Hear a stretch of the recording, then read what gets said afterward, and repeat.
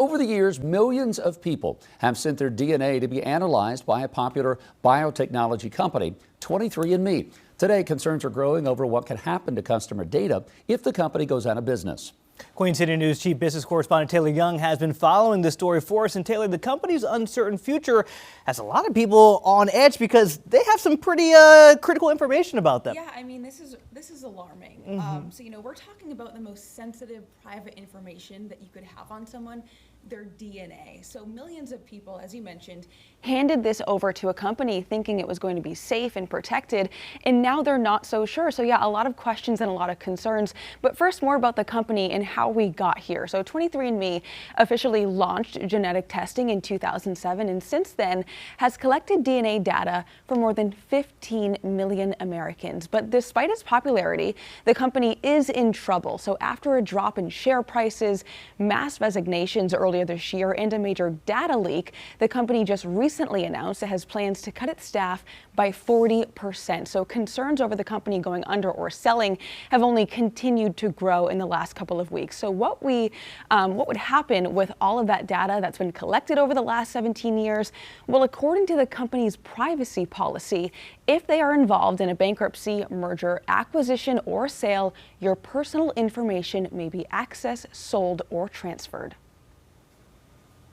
So again, it's really uncertain. It's impossible to know what will happen. But because the company has the liberty to transfer or sell your data in the case of a big event, then one needs to prepare for that possibility. Okay, so you have to prepare.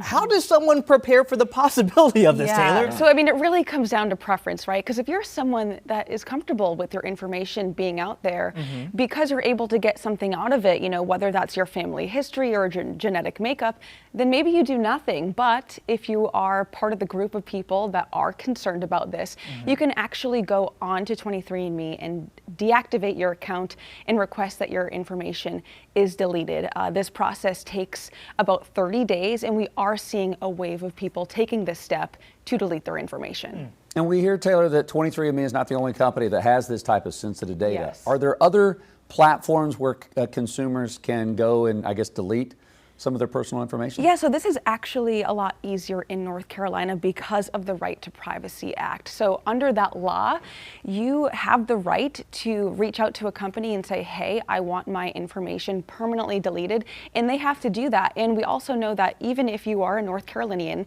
and the company that you are reaching out to is over state lines, a lot of companies will still honor that request. So I mean, just given the amount of apps we use, social media, dating apps, genetic testing labs, I mean, there is just something to think about as we see more maybe data leaks or companies potentially going under.